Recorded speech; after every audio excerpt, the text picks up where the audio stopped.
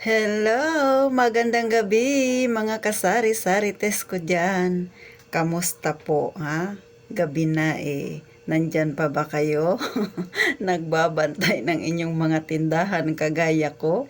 Medyo namumungay na ang mga mata dahil inaantok na. Pero laban lang ha, sayang pa ang kikitain. So ngayon, ano ba yung pag-uusapan natin ha? Sa mga wala pang mga tindahan dyan na naghahanap at gustong magkaroon ng idea ha, kung tama na ba ang nasa isip nila na mag-resign na sila. Kaya na ba talaga nila? Yun ba talaga yung gusto nila? Magnegosyo na lang eh. Pag-isipan nyo munang maigi ha. Ano ba ang dapat isaalang-alang bago ka papasok sa isang maliit na negosyo na gaya ng sa akin na sari-sari store, ha? Sige, bibigyan ko kayo ng tips, ha? Una, pag ikaw ay empleyado at nangangarap na magkaroon ng maliit na tindahan, ang una mong iisipin may location ba? Yung location mo ba magandang area ba? Daanan ba ng tao? Ilan na ba ang tindahan sa paligid mo? Kung ikaw lang mag-isa, magandang sinyalis yon. Pero kung marami na kayo, ilan na kayo diyang mga tindahan, pag-isipang maigi, ha? Kasi medyo pahirapan ang labanan dyan pagka medyo dikit-dikit na kayong mga tindahan. Siyempre, ano pa nga ba ang kikitain mo kung magkakatabi-tabi na kayo halos, diba? Katulad ng amin dito, magkakatabi-tabi kami, pero ang kagandahan lang syempre maraming mga boarding house dito sa amin banda. So, kaya ang una mong iisipin pag ikaw ay gustong magtayo ng maliit na business yung area, maganda ba? 'Di ba, daanan ba ng tao, at kahit na magkakatabi-tabi kayo sa tingin mo kikita ka ba? So, ganun po yung iisa alang-alang mo bago ka papasok sa isang negosyo. Pangalawa, kapag ba magninegosyo ka, paano kung na-failed, ha? May pangsustento ka ba sa sarili mo or sa pamilya mo? So, yan yung mga bagay na iniisip natin. Kasi, syempre, hindi lang naman sarili natin yung iniisip natin. Lalo't kung ikaw ay pamilyado na, di ba? Makakasurvive ka ba? Kasi kung may trabaho ka, 'di ba? Kahit papaano may income ka. Pero pag nagnegosyo ka, hindi mo basta-bastang kukunin yung iyong kita agad-agad, ha? Kasi kailangan mo pang palaguin, paunti-unti pa 'yan, ha? Siguro yung iba nga isang taon ng adjustment, yung iba 3 buwan, 6, ganun, depende po sa kakayanan na ng inyong magiging negosyo.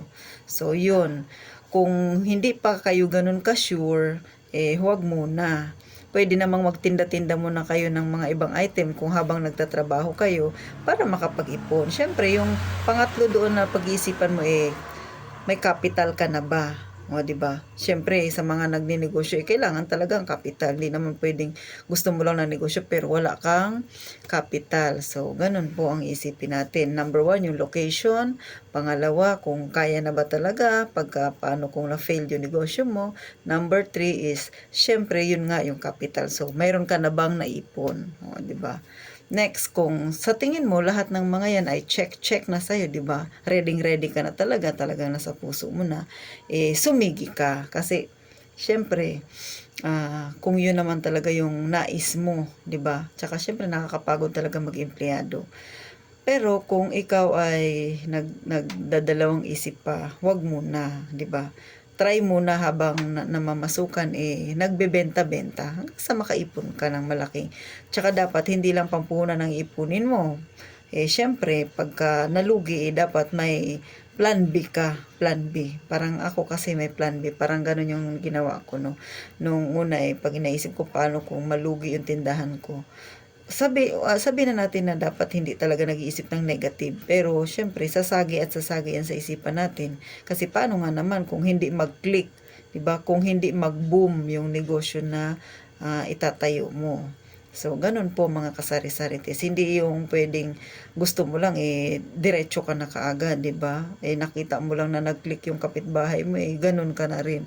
So, mahirap po kung gaya-gaya lang. Kailangan handa yung isip mo pati yung katawan mo sa haharapin mong pagsubok pagka ikaw ay nag-resign na at ang pipiliin mong panibagong landas mo magkaroon ng maliit na negosyo. Dapat parehas handa. Ang pitaka mo, ang bulsa mo, pati ang isip mo, 'di ba? So ganun po, hindi yung bigla-bigla lang kasi ang pagnenegosyo hindi lang 'yan na ginusto mo diyan kaagad. Dapat mahaba rin ang pagpapasensya mo, ganun po. So, sana nakatulong ako ng kaunti sa inyo sa mga empleyado diyan na nagbabalak na magkaroon ng maliit na negosyo. Pag-isipan mo lang maigi yung mga tatlong bagay na yon. Yung una, yung location, tapos paano kung nag-failed, o 'di ba? Mayroon ka bang plan B na magagawa na para itayo ulit o ibangon ang iyong negosyo? Then syempre yung capital Ang iba naman kahit maliit na kapital okay lang naman. Pero kung dalawa kayo nagtatrabaho ng asawa mo, siguro kakayanin. Depende na lang yan sa pag-uusap ninyo Depende sa magiging strategy ninyo.